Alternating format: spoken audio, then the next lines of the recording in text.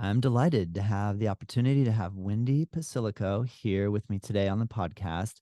Wendy, thank you so much for joining me. How has your day been so far? Oh, Todd. Well, I started with you, so that was perfect. Well, thank you. I know I mean, it was awesome morning. I got to see you for Mysore Ashtanga class this morning. Yeah, and I so needed it because I was away in Utah doing my own retreat for conscious leadership to reboot my own self.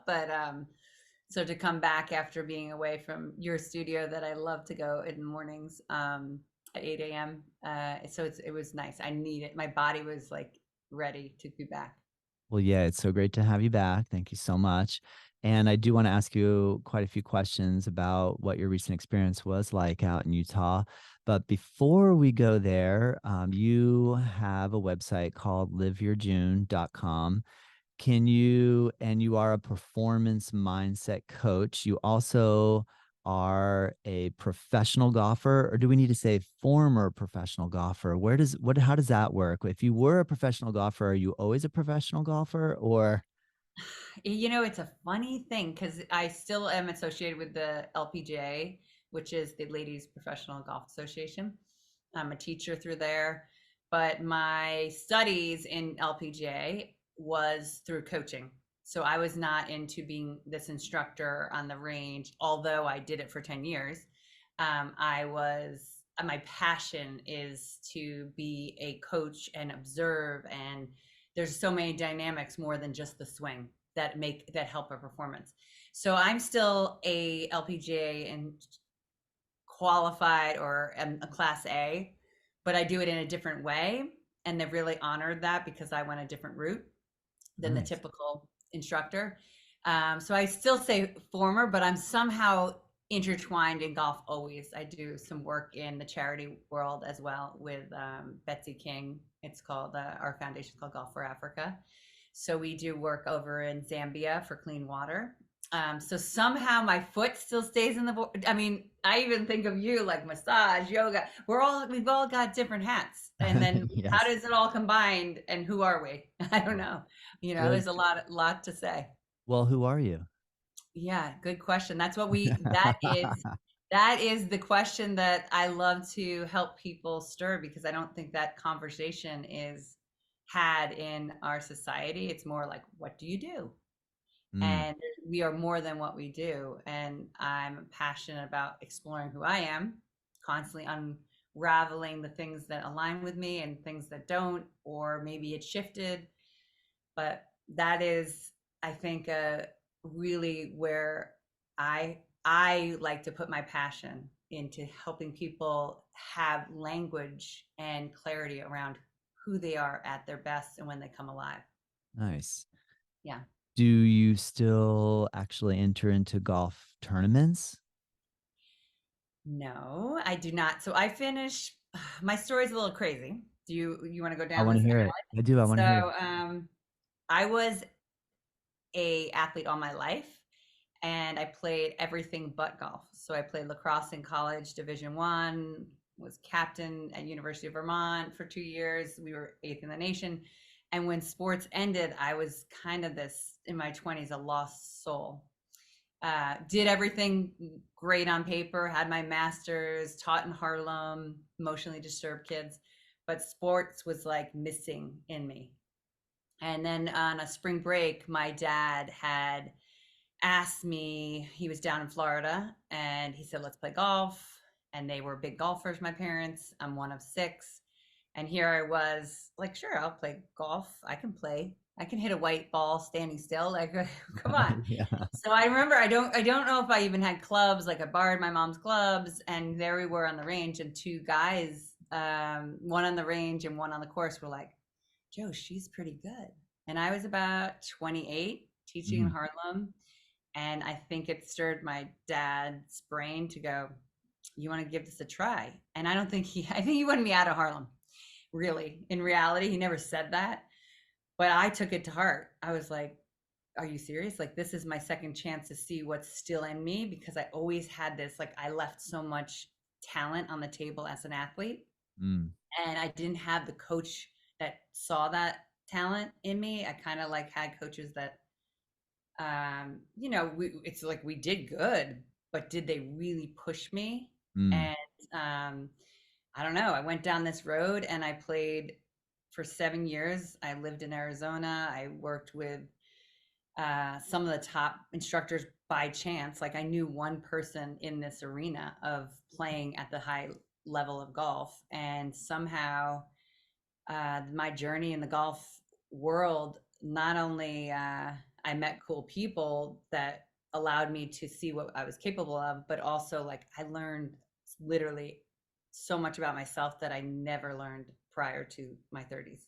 nice. Yeah. So Amazing. golf, I didn't make it on tour. I went through three qualifying schools, but it taught me so much about, my own being and how I operate, and taught me grit and taught me, sacrifice, because it's a lonely road when you're going after something that your gut's telling you to do while everybody's doing, getting married, having kids, doing like what the norm is, and I was doing total opposite. Yeah, So the golf industry, the golf world has like, I'm blessed to have had the experience both as an instructor and player, because I've met some really incredible athletes and humans on the journey. that's cool. Golf is so challenging. I've never played, and there's so many courses around here, and people often say, how could you live in Palm Beach County and not be a golfer? So I thought, well, let me, take that. I took it to heart. And so I took my son and we went to this little public course down by the Jupiter Inlet. And I was so humbled because I did not do well at all. So what an amazing sport. I know so many people that play say it has this like zen-like meditative element. Did you ever connect with that side of the golf when you were playing, or what was your experience in relation to when I hear this idea about like the amount of stillness that's required, concentration, focus? It often seems like some of the qualities that also are inherent in yoga. Did you have some sort of Zen in the art of golf experience at any point? Yeah. So it's funny when you take up a sport, or you're like, I got to catch up. I'm taking up late in the game. Most of the Yeah. kids that I was playing with were just in college, out of college. And so here I was learning. It's not like I was totally cold. I swung a golf club, but I didn't know what I was doing. And there was such this intent to um, master the swing, and I was working with Butch Harmon, like all technical, the best in the world, the best in the industry. By fluke, I got luckily to be around them. But really, it's really about mastering yourself of how you operate. Mm, So there was a point through my 7 years of playing, I met another cool instructors. They worked with Annika Sorenstein, Lynn Marriott, and Pia Nilsson. They have a company called Vision 54. So their belief is you can shoot one less than par every hole of 18 holes. And that's possible. That's a possibility. No one's done it, but that's a possibility. But their way of teaching was more Zen like in um, finding what makes you peaceful, mm. knowing how you operate. Um, we did a thing called heart math, and we talked about that recently, you and I. And I didn't get it because I did yoga.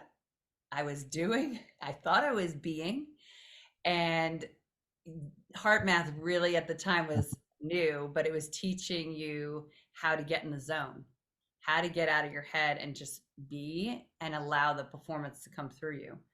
And it was interesting. There were a lot of Asian players that worked with these girls, and how quickly they could get in this meditative state, Mm. and how I really struggled. I would be in this red zone and I thought I was being, and it only learned it through actually, and we were doing some, just going into our practice this morning, but like after practice, Todd is bringing in his instruments to bring music out. We had like a little band. I don't know. What do you call the piano that you, Harmonium. harmonium? Yeah. So anyway, I was saying how vibrational music and sound can really get us in a state. And I actually had a friend who did a lot of chanting, who was outside of golf, and I got to kind of like feel what that felt like to be in the zone, and using heart math to feel what that, how I could kind of get that feeling to be in the zone, to make that putt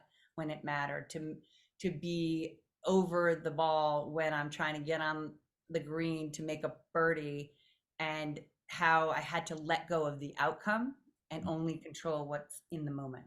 Yeah. Yeah. So I don't know if that makes It total does. sense, but to me, that when I see really, you can see who's in the zone, especially in golf. It shows your true colors. It Yeah. shows how you handle moments that don't go the way we think. How you, if something, you maybe hit a bad shot, and how your thought process and how you handle those moments. Do you accumulate the pressure going on to the next shot? Can you let go of that outcome that happened and move forward with just being in the present? Or Mm, are you thinking about the past or the future of making a cut or something? It's like yeah. you can see who's in the moment and just going through it from a zen-like state. That's cool. I watch golf occasionally. My sister loves it. So whenever when I'm over there, she always has it on. I'm but it's interesting. Next time I watch it, I'm gonna see if I can see what it is you're talking about. So you feel like if you watch a tournament and you're on TV, you're watching TV and you're watching a tournament, you can get a pretty good idea of the mind state of the person playing just by watching the way they're carrying themselves and walking and picking up the ball and waving at the crowd and how they're playing. You feel like you can, beyond just the score, you feel like you can get a sense of how calm and relaxed and or focused they are. Yes, I can actually go back to my own state, which I was not in there. But I can see on TV, or I can see when I'm with someone else who's even an amateur, and how they handle moments. But like the pro, like you can, I mean, think of any sport, how Yeah. some people can use it to their power Mm. of having external expression of a moment. I remember vividly. I mean, I didn't watch golf before, maybe even 2 years into golf of It's playing. I amazing didn't that you watch just kind of golf. fell into it. It doesn't sound like you I didn't thought it was have this boring. I thought it lifelong was passion boring. to play. You just went, Crazy. all I right, I know. guess I'll try that. And then, But there was one time Tiger made a putt. I think it was the PGA National Championship, and maybe it was a par three, 17th hole. Again, people laugh at me because I don't know exactly everything, but uh, I remember vividly watching, and it was a huge double breaker. It was had to be like a 40, 50 foot putt, and here this guy. I mean, you see it going, the crowd's going wild, and it trickles in, and he's like, and you could have expression positive or negative, right? But yeah. he's pumping and then you watch. I literally am getting chills right now. And you watch this guy just get back to center. Mm, And I don't think this is a practice, yeah. because one, it's a practice of who you are and how you operate, and what allows you to get like in that moment and then back. Mm, Like watch Djokovic, like incredible. You can see the people lose their presence, and the spiral of reacting about the things that they have no control over. And the thing you learn is like, and I do it even just our daily routine is like, what do we have control over and what do we don't? And that allows us to center in the presence. I don't know. I uh, just I so knowing what I fascinating. know Yeah. now at 52, and be like, oh, can I just go back and see what I I know. could do?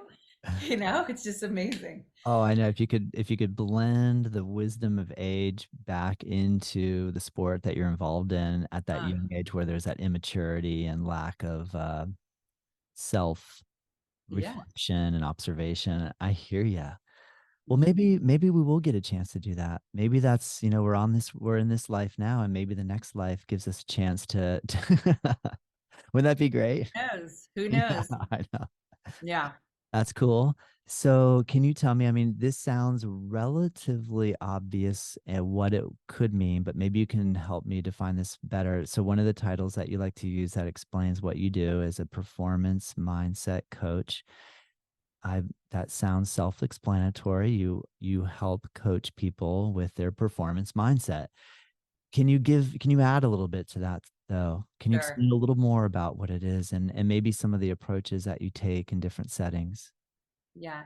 Um, my belief, in order to perform and have a mindset that allows us to experience what's possible beyond what we imagine, um, it starts with your ethos. It starts with who you are. It starts with um, getting clear with the things that make you come alive, um, your character, your values, your personal philosophy.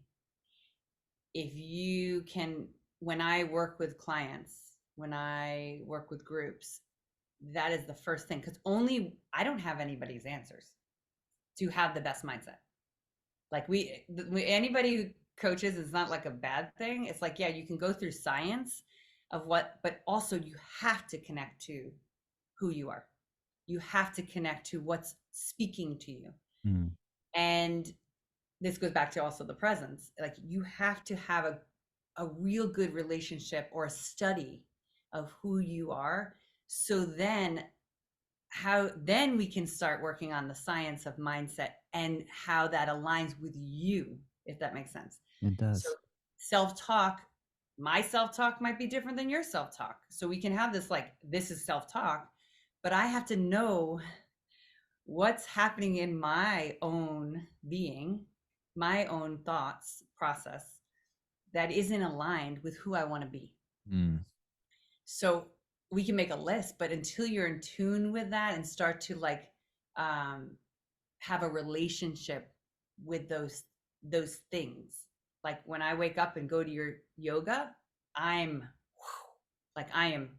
This feeds my soul, and even when I don't have it, I'm like, oh, I need more of it. And I today I'm like, my body, my mind, my soul is yearning for that.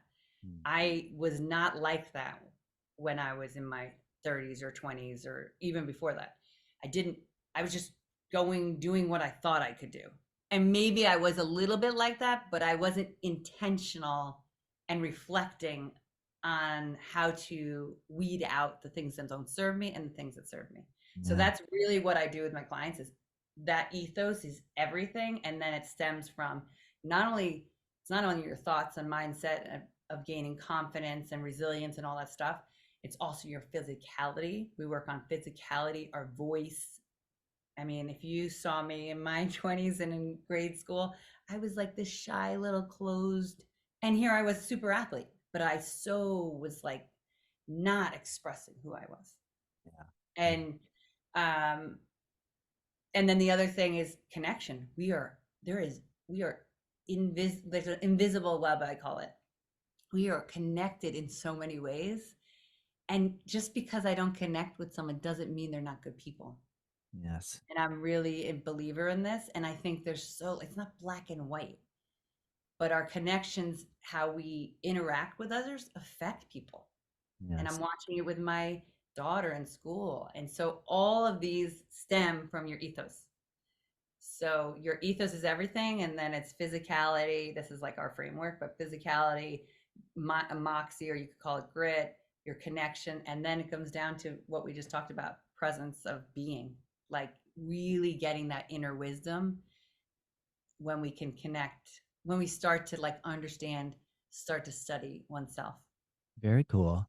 Yeah. I know that you're offering a retreat here in the Jupiter, Florida area in November. And I'm curious, what is some of the ideas that you'll implement in relation to, say, if I were to participate, and what kind of activities are you gonna take me through to try to help me realize some of the ideas that you just conveyed? Yeah, I mean, I think part of it is it's hard if you work with me just on Zoom 1 hour. because Mm, then we're back into our world. So my passion, it's our first retreat, but like I've worked with a ton of groups, and it's really shutting off the world so you can listen, so you can start to get, so the whole retreat is all about really starting to connect with yourself first.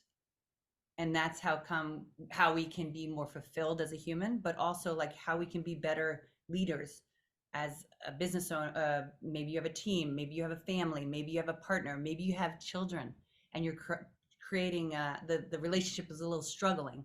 The first thing we have to do is look in. It's easy to look out. That's easy. But when we can take 4 days and connect to nature and kind of ask questions, we start to get the answers that serve us. Like you, as whoever's listening, you individually. Like I do not have people's answers. I just hold the space to stir what's inside of you that's calling for you. nice. And yeah, and that's what that retreat will be. We're going to use nature, the beautiful environment that's around Jupiter, but on top of it, doing exploration, connecting to others, like-minded community. Like we need a safe community to um, to be vulnerable and connect to the things that, like, it's hard to say I want I want to feel more fulfilled. So instead, people keep it down, and then we act like everything's fine, but inside we feel either stuck or overwhelmed, and it's all normal. Like you're doing a good, I feel like everybody wants to do good. It's Yeah. like, let's just shut off the world and like reconnect. And that's Yeah. what that retreat's about. And I'm like so excited about. Oh, that's really cool. I was so happy to hear that you're going to be doing it right here in Jupiter because Tamara and I are always thinking, where can we lead a retreat? We'll think like, let's go somewhere far, far away to some exotic location. And we just recently were like, we should do a retreat right here because it's so beautiful. So I'm so excited that you're going to be that you took that idea and you're making it happen in November. That's so cool. And the link for that is in the notes below. So everyone, if you're interested, you can check it out. Can you tell me a little bit as well? You have a podcast yourself called Live Your June It's actually and called Journey to June. Journey to June. I'm so sorry. Okay. It's Where, okay. but your website is, what is your website name? I know it's confusing. You want me to explain what it's all like, I, that I, I need live as your many, June, I need journey all the to puzzle. June? Yeah, I need all the pieces of the puzzle to fit right now for me. So Okay. tell me first, why So June? my company's called Live Your June, Uh-huh. and my podcast is called Journey to June. Cool. And our belief is we all are here and we all are unique. We're born a certain way. Um, we have a uniqueness. We have a gift to bring to the world, and I believe it's our responsibility to live into that. But I also believe there are imprints that are been put on me or everybody.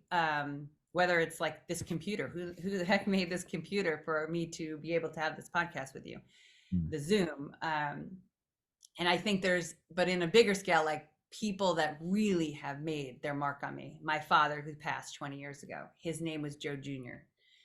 He was a pain in the butt in a lot of ways, but he pushed me to challenge myself. Yeah. So his name was Joe Jr. I take so much of what he taught me into who I am and push and believe he's like right here guiding me. And then now I have my daughter, who I had on my own at 40. Her name's Josie June, after my father.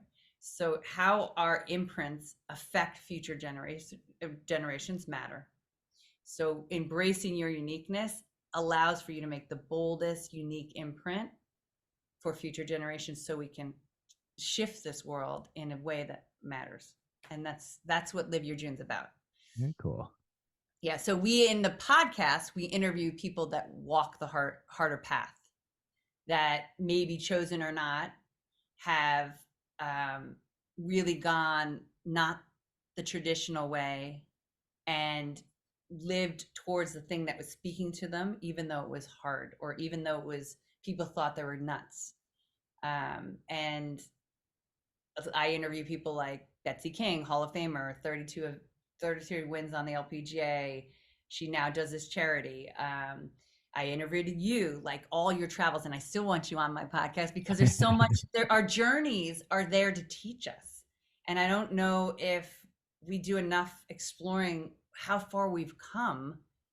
Like there's something there that sometimes like, oh, we just did that. No, that you did a lot.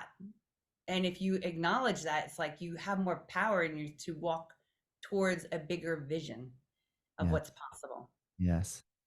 So that's what we interview. We interview all walks. I mean, Josie was just on. My daughter was on the podcast yesterday. We were Oh, I can't interviewed. wait to hear that. I She can't wait to hear interviewed it. me Oh, on nice. how I saw middle school, That's a and she great. wanted to know what I thought. So Wait. Your daughter interviewed you, asking you questions about what you see her school as. no, she interviewed me to say what was my experience in middle school. Oh, in middle. Whoa, what a great idea.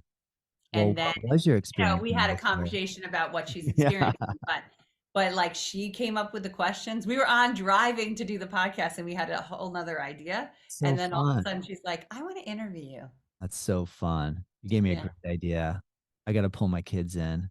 Yeah. That'd be really revealing, actually, to have your own child interview you, right? Yeah. What an interesting idea. Where did you come up with that idea? That was your own idea, or did you see someone else did that? No, that was Josie. Like That's we were so kind of, cool. she's been on my podcast before, but I interviewed her Yeah, about a got it. certain topic. But That's this, she's like, I want to literally, she like got out of the podcast. She's like, that was fun, mom. That was so to see her really come fun. up with the questions, she led it and then really found. And the other thing, I asked her like what could I improve as a mom, and because I'm also coaching her volleyball, Oh, and she authentically like expressed like, hey, you could do this a little better, you're a little aggressive when you clap. Like I come passionate. She's like, you scare people. But I that mean, is so cool. that's really what is important for us to have open conversation, to understand and have other people heard. Oh So man, I I know. love it. I love I it love too. That's cool. And I'm gonna have the link to your podcast show in the notes, so anyone that wants to go listen to that episode. What number is that one with Josie? I wanna listen to that. Oh, it's actually coming out next Tuesday, so it's All not right, out yet, but cool. you'll hear it. So it should be like episode 33. Very So, cool. mhm. Yay. And Very let's put cool. on yours, like so people can hear your conversation with I us. will. I'll have that Yeah. there too. I know I really enjoyed the fact. Thank you so much for taking the time to bring me on. That was so fun. That's why I want to reciprocate the generosity and get to learn more about you, because often we just see each other in the quick setting of a class. It's like you unroll your mat and then we have a few seconds to talk here or there. So I'm happy to get to learn more about you here. I'm curious in relation to what you were saying about like making an imprint in terms of the generational aspect, and what are some realizations that you've had lately in the realm of where you are fitting in that whole generational role, like because you're sandwiched in between your parents and your daughter, and at some point obviously we'll take that grandparent role, maybe if we're lucky enough, and then we're going to be some, it kind of shifts. What have you noticed from being daughter to mom and having a daughter? What sort of realizations do you have? One, it's not easy. Well, yeah. Um, you know, I think I'm one of six. I have 18 nieces and nephews. Wow. I was a late bloomer. Like I said, I had my daughter on my own. I didn't find my partner at the time, and I just wasn't willing to not have a child. So I went down that IVF road, and at age 41, I had Josie. And I really believe I manifested because my doctor definitely was not, he was wanting me to use an egg donor. And I was like, no, like I haven't even tried yet. So I am blessed. I look at parenting in like my mom was so, you want, come on, get married, you got to have kids. And now I have such a appreciation, and I only have one, and I just have appreciation for being a parent and putting the time into how you nurture these souls. And I also believe like they're here to teach me. What the biggest thing is, I learn more probably from her than she learned from me. because she sees it with such fresh eyes. Life, she's really, I don't know. I think we have a lot to learn from young people. Understood. I agree. And I think that if we're open and hear and be curious to ask questions, um, the kids that sometimes might be hard to reach or show a rougher side to them, if you come to them with more curiosity, with, I don't want to say expectations, but boundaries that they can't walk all over you, they really want to be heard. And Yeah. I've seen this through volleyball. I've seen this in Josie's friends. Like they just want a voice. And I think, that's what's coming up for me. Not only a parent, but like as my leadership of Live Your June, it's like it's big. It's a bigger responsibility, not only to make your imprint, but like your inner work matters for these children, Yeah. Good. our world. They Yes. are our next leaders, and how we show up, we have to have a different relationship of just like, oh, I want to be happy. It's like, no, like we've got to do this work, go to yoga, Yes. do the journaling, um, find time for yourself to center who you are so you can, whether you have children or not, like so you can just impact the people around you in a positive way. And I think that's what I'm seeing is like it's a bigger than, it's making your imprint, but like having, we have a responsibility. Like Yes. your people did sacrifice for us to be here. My father, whatever, way back. If you really look at the imprints that have made in our history, from everything. I even said, Josie, like, who made this pencil? Like, if we really look at all these things that have allowed us to have the privileges that we have, Mm. you have a different responsibility of how you show up on a daily basis for yourself and for others. Good So, point. Good point. What is we mentioned like your first response when I asked you a question about parenting, you said, "Oh, it's challenging." What part of parenting comes really easy and natural for you? so natural would be not doing the norm, which is me. The naturals to not do the norm. Like you mean like say, Like, be curious. Like, yeah, don't yeah, follow. I struggle. It's, I can see how everybody just fits in, and maybe it's my experience of my own in school that I struggled with finding my own confidence because we're taught to fit in. mm, And I think it sounds like I'm saying it's easy, which is not the norm. Going against the norm is not easy, but being, exploring what's good for my daughter, what's speaking to my daughter, not what I think she wants or what everybody else is doing. And I think that's what I'm talking about. Like, is it rebellish? No, but it's like really listening to what, and pushing her a little bit. There's like a balance, because yeah, I'm yeah, not all like, oh, anything you want. How do I push her to challenge to see what's possible, but also listen to her of what's speaking to her. yeah. Do you feel like your clap, your loud clap that bothers her, it comes from your dad? Because you said your dad, like you made a statement like, My dad was hard, but he also really was amazing and he pushed me." Do you feel like Uh, do you ever see yourself doing things that that is your dad that you're like that you struggle with sometimes of like, oh gosh, I really am like him.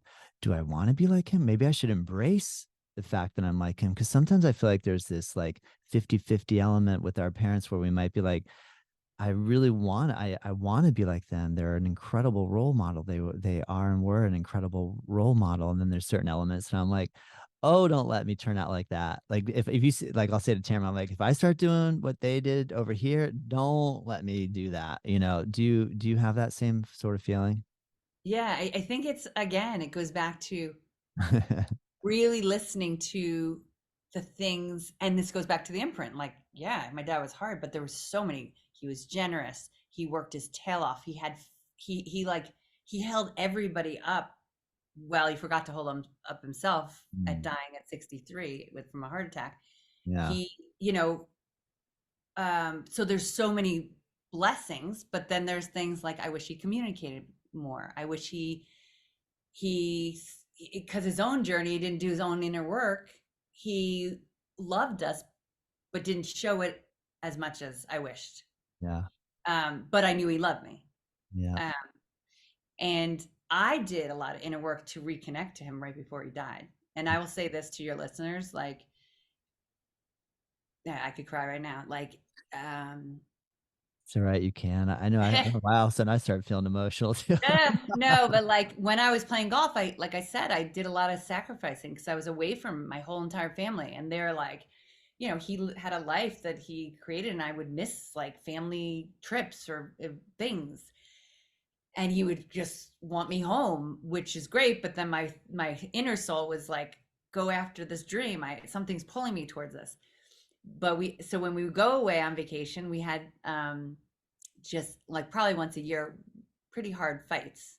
He probably thought something, I thought something, and like, so one trip we were in Whistler skiing with the family, and I left, and I don't know why, like we had a fight, and I was really working on reading and exploring. I think I was 32 at the time, and I thought I was and I was like, we had this fight. I left. I go back to Arizona. He's going back to New York, and we didn't talk, and that's not like me, for like a month.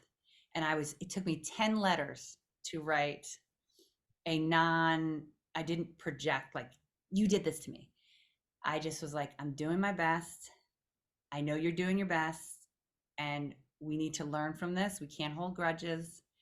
And I wrote it for Valentine's Day, and I wrote a quote around this. And he picked up the phone. He said, all he could say was thanks.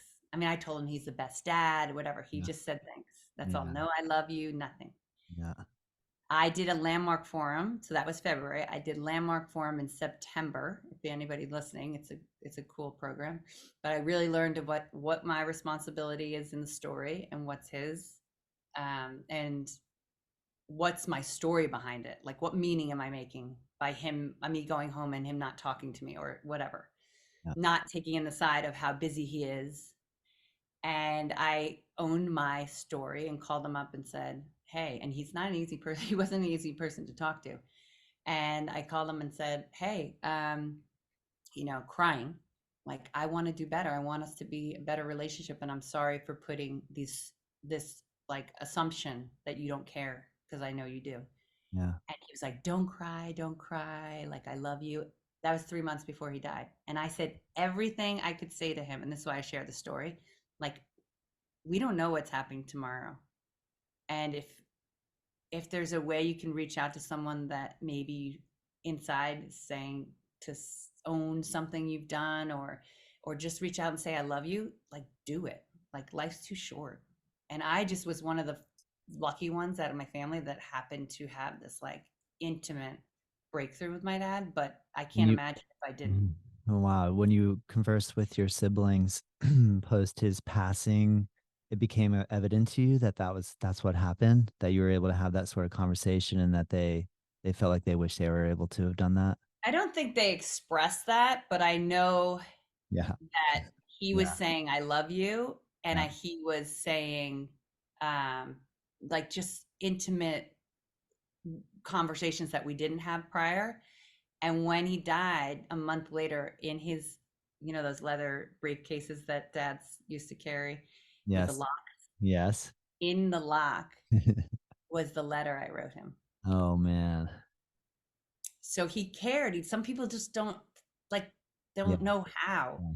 And sometimes we have to be the bigger one, and try to open up. And this is why I do this work, because I feel like people have this yearning to do things, and they wait and they expect different things. And listen, I'm not perfect, but I try to own if I do something like not great with Josie, like, hey, I'm human. We're human. And if we came across that way, we might be able to open up relationships that maybe just needed a little more love.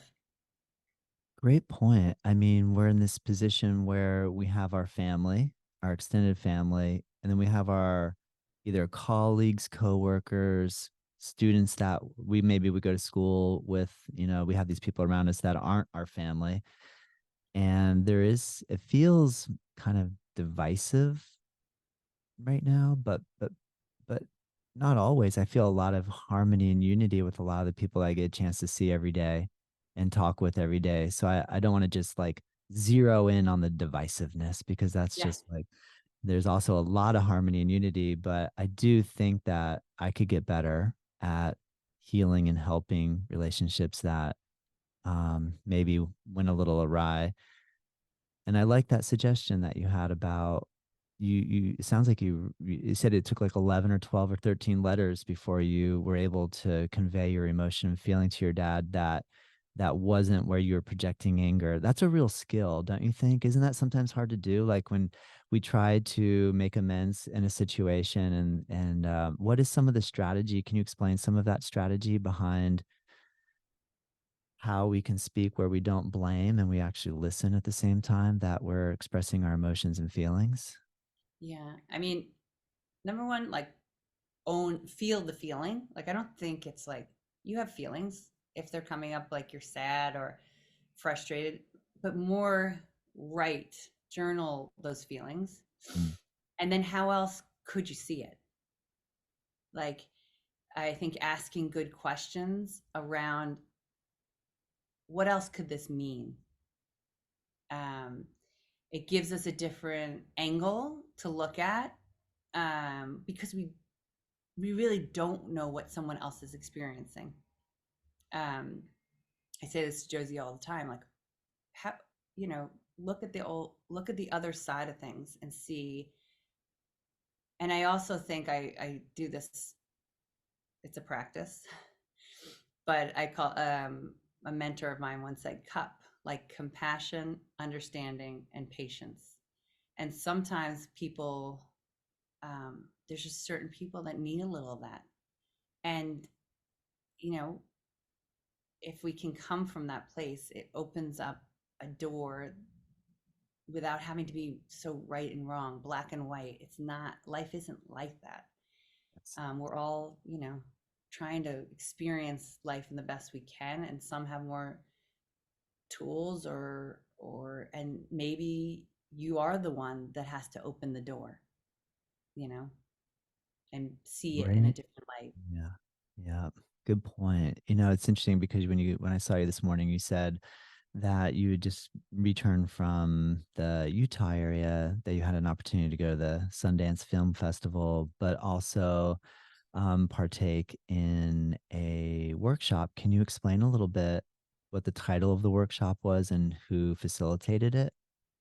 Yeah, it's a dear friend of mine, Jennifer Mulholland, and her partner Jeff. They have a company called Plenty. They do conscious corporate leadership. So I really just wanted to take. I love her and what she shares in the world. And I've done a retreat with her before, so this is like the second level. So anybody returning who already knows their language and how they operate, but they really, again, similar to what I'm doing at my retreat, they use nature and space to allow what's coming up. And their their way of doing, yes, they have an agenda, but it's allowing the moment to take form instead of a push of this is how it is. Um, and what came up for me personally in the leadership retreat was it's always about exploring myself. And we came up with a word or whatever was speaking to us in the beginning of it. And one was, for me, it was like a meditation we were doing, and it came up as light. And at first it came up, and I don't know why it came up as like light, like I'm a light, and when I shine my light I can see other people's light. And through unraveling the nature, we were in Sundance, this beautiful area that Robert Redford has savored, in the mountains. And in the end it's like I need to be light. I need to um, find grace and less push. all my life I've been the athlete, push, create this business, find my own footing in the world. And like, I don't have to always push. Mm. I can come lighter in the world and still do good work. And so that is my practice right now. I feel like I got out of that retreat. It's just when I want to push or be right or whatever, come from a more gracious, softer way of coming through to people or myself, you Yeah, know? I can see exactly what you're saying. That Yeah. seems like a continuous challenge, doesn't it? Like, because it seems like if I just work harder and I just push harder, I will be better. I will achieve more, being happiness and success. And it's not that simple. And so to just exist and be and not worry that if I just be, how is anything going to get done? How will anything manifest? How will I have enough to be able to keep everything going? So it's like this. I feel this. I can attest to exactly what you're saying. This like constantly searching that balance of just existing and being, and then but at the same time, I mean, I think the effort part actually is fun. Like I do enjoy working. I really do enjoy trying harder. Like, you know what I mean?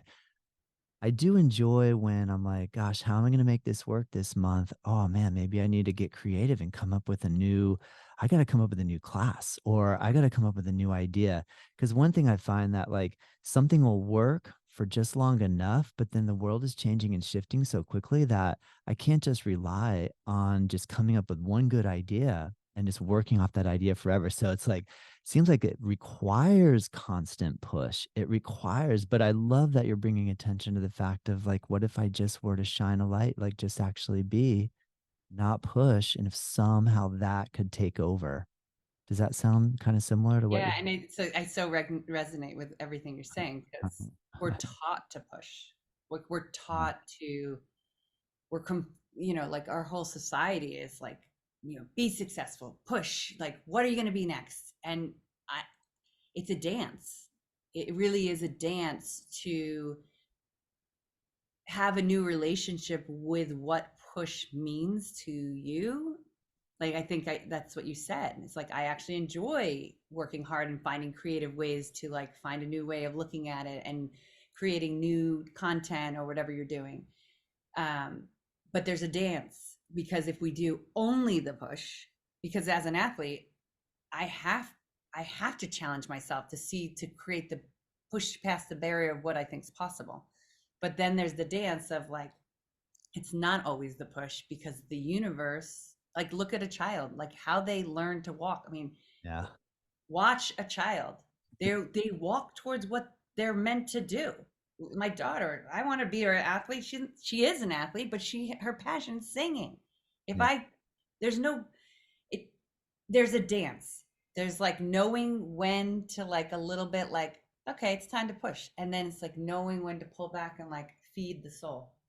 And I think it's not one way or the other. It's like there's a flow in all of it. And it's again goes back to like how do you flow in the dance of the push and the being and I don't know if I'm making sense, but You that's are. what You're how making I'm perfect. feeling.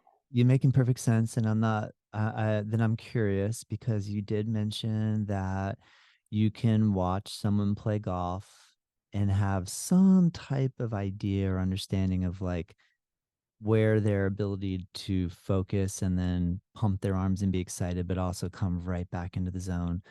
And so you've had an opportunity to um, physically come into our studio here and you've been able to watch me teach. Can you share a little insight on where am I pushing too hard?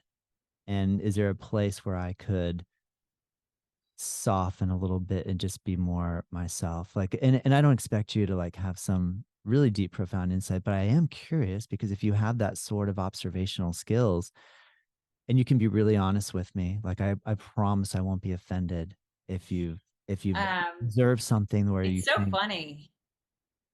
Uh, what I observe is, you know, not that I fought yoga. I love yoga, but like I was the athlete, so I was always in the gym. I was always in the gym, and I've had some injuries, and yoga speaks to me right now. And I never, it's like going to a good massage person, going to a good coach. It's like you to me when I come into your space. It's you're so. I actually love your approach. I love you have your eyes on everybody in the Mysore because that's mostly what I do in the morning at your studio. But you're gentle and you're open to so many different levels of yoga. I mean, even this morning you had a new person who had back injury. Like you were nurturing her where she was at. And I think in life, in yoga, in coaching, life coaching, it's like there's no one in golf. There's no one perfect swing. There's no one perfect yoga move. It's like where are you, and how can we nurture you where you're at? And I think you are a master at meeting people where they're at, and your energy is so approachable, yet you have fun in the class. Like there, you have a great dance in there. I mean, there's a reason why people show up. Well, thank you so much. I guess I love it. I guess I was looking for like I wanted A you to pick I critique. wanted you Hold to on, pick me hold on. apart. Critique. Yeah, I want honest feedback, and then maybe there isn't, and maybe but if No, down the I road there mean, is, I would like, I do appreciate. no, I'm just I'm trying being to. honest. Like if I Thank you. gave I would love to give you more critique. I have to think about it because I think you're the first yoga instructor or yogi that I don't feel the push from.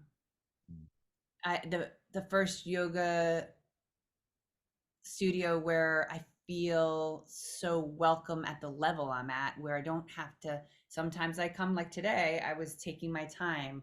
And then the next day, I want to learn. And you, again, I really think you and your team, I met your wife once, but have nurture people in that space. And I think you bring in myself, bring in different avenues. Um, God, it's such a to me. That's cool. I don't really have a critique right now, Well, but I will thank think you. about it. Thank you. Thank you. It's funny because as you were saying that, I was kind of like, well, what would I have done recently that she would have been pissed about? And I feel like it's been the vibes have been so amazing in the room. I love nurturing people. Like I absolutely love it. It's so fun to like find out where people are at and start to like investigate what can you do? How are your wrist? Okay, that hurts. Let's figure out how we can do it where you doesn't hurt a lot, but it hurts a little. But you're right. There's so many different elements going on. Like sometimes I think too, when people are brand new, like just let them do their thing and don't be up in their face the whole time. You know what I mean? Like, because if you're like, it's your first time coming in, if I'm just like, come on, Wendy, do this, do this, do this, do this, do this. Come on, stop. You got to do this. Not that you're going to be like, whoa, you got to like back off, dude. But I think, yeah, it's so amazing. So thank you for bringing all that stuff up. And I appreciate all the really kind And compliments. can I And say one thing? To me, it's a parallel of what I do. It's like you're investigating where they are physically to hold space to create a practice that fits them, and I'm doing the same, like in a different way. yeah, And it's investigating, helping them nurture what's already speaking to them. yeah. And yes, I'm teaching, but again, it's a dance, and you do a How great much joy does it bring you? How much joy does it bring you? job. The biggest challenge to me in the stuff I do is number one, if you haven't done the work, it's hard to like um, you don't have an experience. Mm, So, life coaching sometimes gets a bad rap. Like, I don't have a strategy for you. I will help you find one. I have tons of experts around me. I have my own framework to help you nurture your own strategy. But again, it's not one size fits all. And what I find joy with is when someone actually is all in the journey of Mm, discovery. yes. It's like same with me. Like I feel like yeah, I have a week that I took off with you, but I'm so invested in wanting to be all in your world. And that's what those are the type of clients I'm looking for, that they will do whatever it takes to find out their own answers. And the ones that stay in it, like I have a client that just was on my podcast, 4 years, maybe five. She went through, her mother died unexpectedly during COVID. She's gone through a divorce, all her kids, she's an empty nester. She's moved to Denver. I mean, you can't do that in 3 years. You can't make all those changes and feel really solid in who you are if you haven't done the work, because you're kind of constantly struggle and wish things were different, and maybe be in the victim mode. And she is so solid in who she is because she's done the work and had a safe community to work through the moments. And I mean, I think that's what, when I find the joy, it's when I see someone that is putting the work in, and I will give everything I have like you do, but you got to do the work. It doesn't happen by just showing up for Yeah. a, Yeah. a Zoom call once a week. And then, I Yeah. have my own coach. I work literally over an hour a day just to work through my own thinking and journaling, and it's a practice. It's not like, this work is not for everybody. It's not. It's like, you really want in, like, okay, let's see what what's what you're capable of, that what's speaking to you. But you can't find those answers just by showing up once in a blue moon. Yeah. Good point. How So, did the word that you coined, solstigator, what was oh, the light bulb moment where that word came into your like frame? oh, great question. So again, it's that push and pull. It's um, we've got to constantly instigate who we are meant to be, although we are born a certain way, but somewhere life maybe took us in a direction maybe that doesn't align with us anymore. And you have to create the questions, the curiosity, the discipline to explore like what you're capable of being. And I believe it's not just the push, it's not just a thinking thing, it's all of us. It's our mind, body, and soul. And instigating who you're born to be, it's already in us. Our answers are in us if you create the space to allow it to rise. And that is, I believe, our mission here, is to live into the best version of who we were born to be. And it's constantly evolving. Yeah. Life happens. Yeah. Yeah. Amazing, Wendy. What a great so happy that we did this because I been wanting to get this opportunity, and I'm sorry it took me so long to make this moment happen, but I feel like this is the perfect timing, and I'm really excited to help promote and encourage and be a part of your workshop in November in whichever way I can help. And hopefully, this podcast discussion will just help introduce you and our listeners to you, and just kind of continue to build what we're excited about. You know, I in the attempt to move in the direction of closing our conversation together, and I hope that I can have you back again and we can continue our conversation. Is there anything else that you feel is important for the world to embrace in this modern day? Yeah. All I know is, I just We don't say, even like, start there, but yeah. life is hard sometimes. And we can't do it. I will say this. We can Each one of us needs a community, needs support. You can't do it alone. Whether it's me, whether it's Todd, find someone that speaks to you and work um, on finding the things that make you come alive. Because the world, if we all come from that place of feeling ignited, feeling the spark, um, we show up differently for other people. We show up differently for ourselves. And if you are, I also think if you are stuck, it's also about giving back. Find a way to give. It feeds our soul. It teaches us about other people. It's not always comes from always about oneself. It's also we need to look out who we can even just a smile. How can I help you?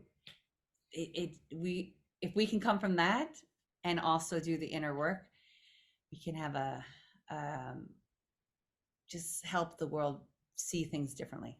Yes. Well said.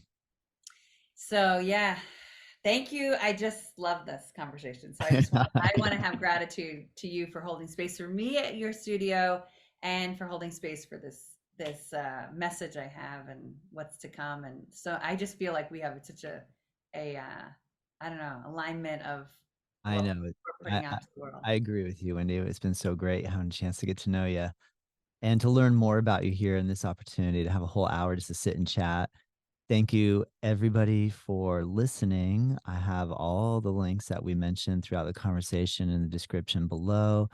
Remember to check Wendy out at your website, Living Your June, and on her podcast, Journey to June. Did I get it right? You did. I get Yeah. Amen. Way to it. go. Way to go. And cool. Thank you, Wendy. I can't wait to just see what happens. Like let's just chat, put it out in the world and see what happens. That's it. Like light, Right? be light. Right? That's right. Because we just existed. We didn't push too hard.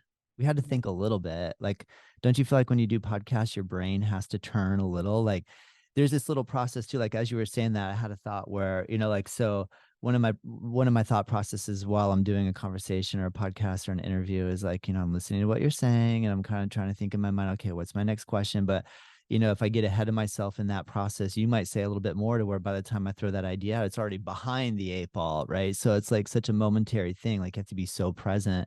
So I know. Then I was thinking, well, if I said to her right now, let's try to just exist and not do anything, like we're not going to try right now, we probably would land at silence.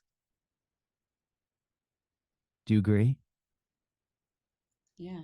I mean, we probably would land in silence. And I know in a podcast, it's like I'm not really tuning in to just listen to silence, but I know probably you listening actually enjoy silence because you wouldn't be listening if you didn't. I'm having just a guess, but you know what I mean? Like there's an element where if we were to just be on a podcast, we probably would drop down into some sort of meditative state where we'd be going contemplative or so.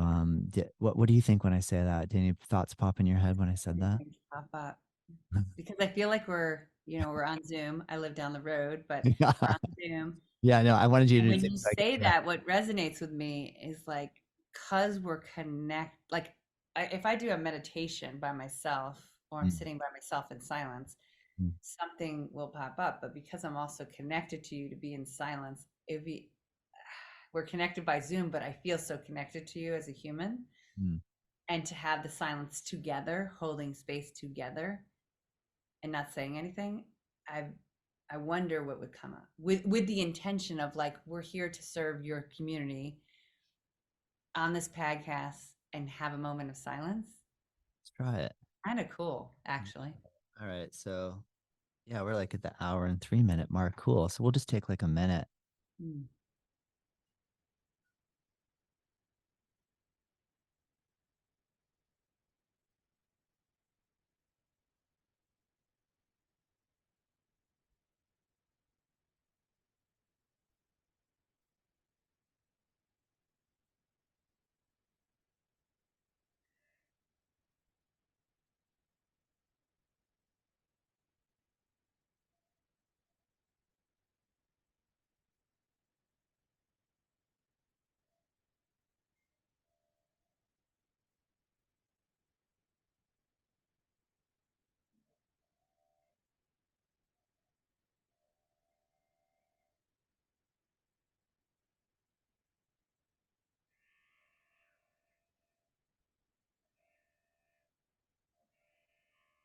what if I just didn't say anything? Would just stop the whole recording?